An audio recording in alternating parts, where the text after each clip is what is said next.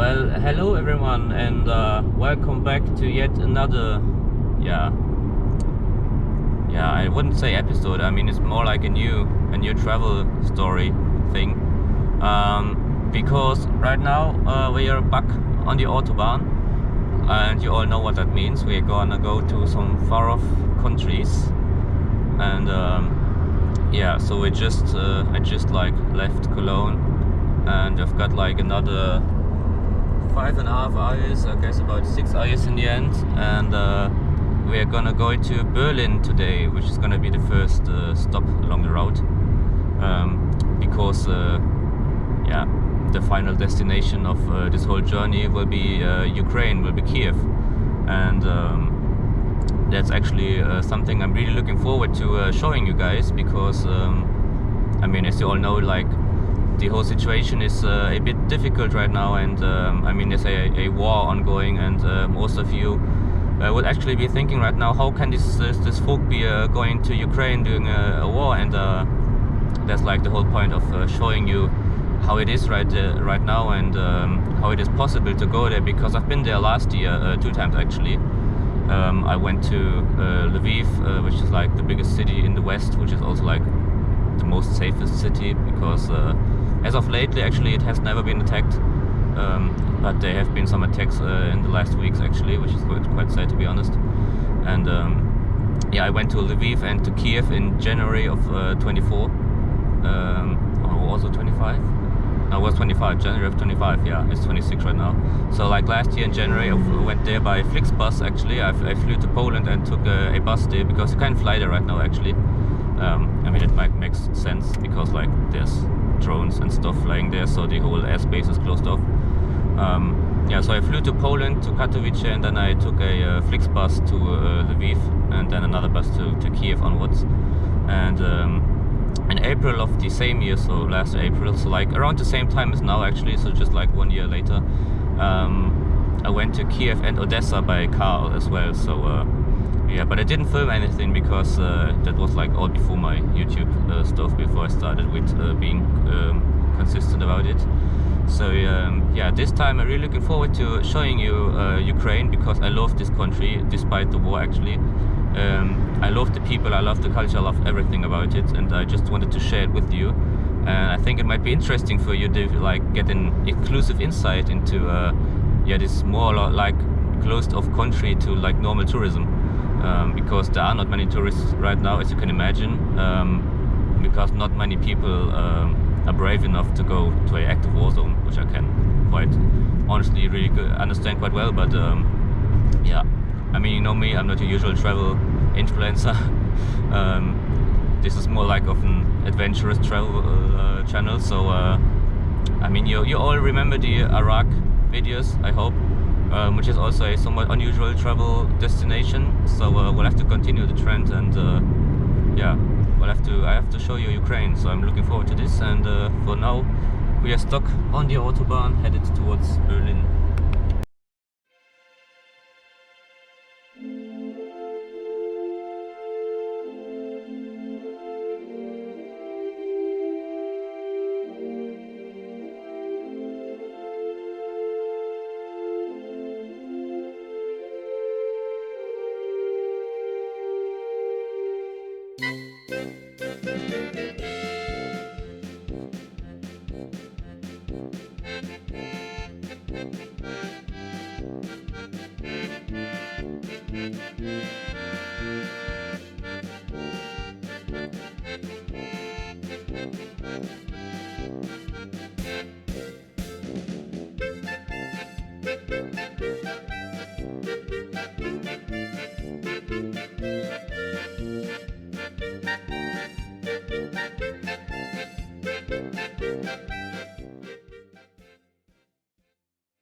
We just crossed into Eastern Germany. I mean, at least like the former Eastern Germany. You know, it's like one country now, but back when it was still divided, you would have been crossing the inner German border, and these buildings you saw, like these concrete tower-like buildings, they were actually part of the like border control into Eastern Germany, because they used to be quite strict when transit.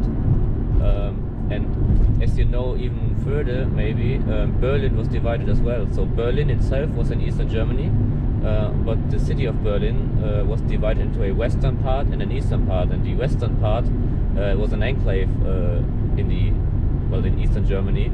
And if you wanted to go from Western Germany to the western part of Berlin, you had to use the so-called transit routes, which would be like this highway right here would have been one of those transit routes to go from West Germany to Western Berlin. But you still have to pass through these checkpoints there. And it was like this was like the only way to go through Eastern Germany if you were from the west, because it was like really hard to visit relatives from Eastern Germany if you were from the west, because you had to obtain some sort of documents from the Soviet administration, because Eastern Germany was administered by the Soviets. And so you would have to gain documents, you would have to get authorization from the Soviet East German government to come to Eastern Germany if we were from Western Germany. So it was quite a difficult time. I mean, a big tension between the democratic West and the Bolshevik and the Soviet East, which is like, luckily it's not the case today. So we could just like easily cross over, but it's still nice to see those remnants of this time, but which is still kept to like remember of the border, which used to exist inside of Germany, which is quite a weird concept if you think about it. But it's quite an important part of history for this country.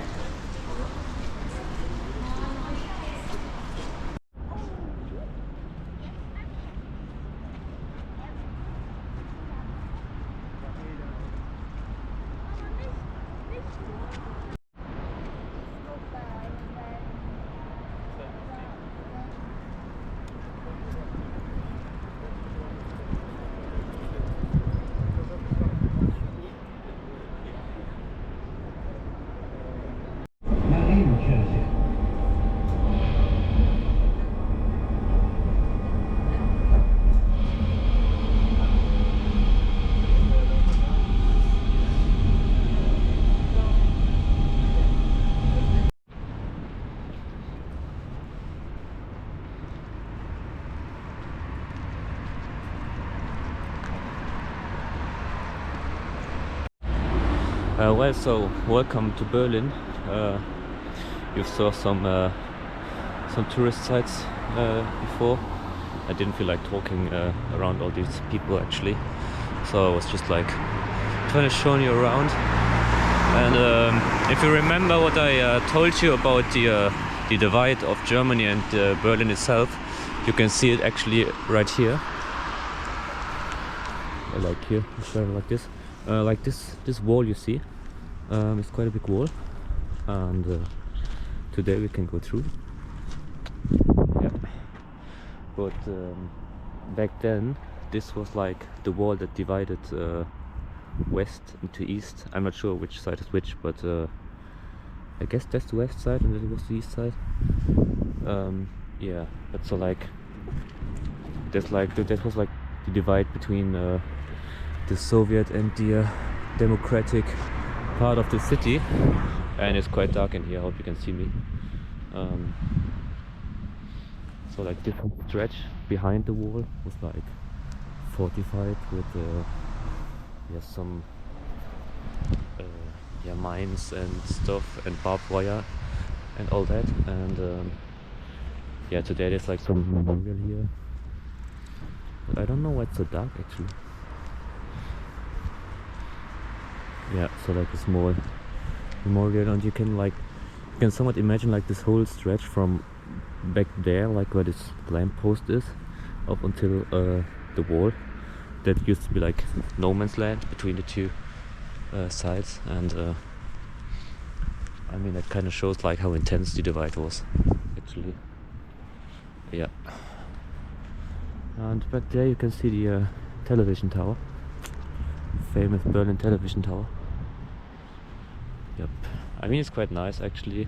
To be honest, Berlin doesn't really feel like the rest of Germany, at least for me, because I'm from the western part, like western part of the country, and you can still today feel like this divide between east and west. I mean, in architecture, in culture, and also even in salaries and in wages, because the east part is still like has way lower wages than the western part, and yeah, I mean it's kind of nice. It's like it's Monday evening, there's not much going on in Berlin today, but yeah, so you can like still feel the divide because like the architecture is different, and the streets are like yeah, they're like worse than in the western part, and just like the whole, it just feels different. You have to experience it for yourself, but it really does feel different. And for me, I haven't been much to the eastern part, because like as I said, I live in the western part, so it feels a bit like a different country, but I still like it. It's kind of nice. It's a bit different actually, and I don't think that's a bad thing.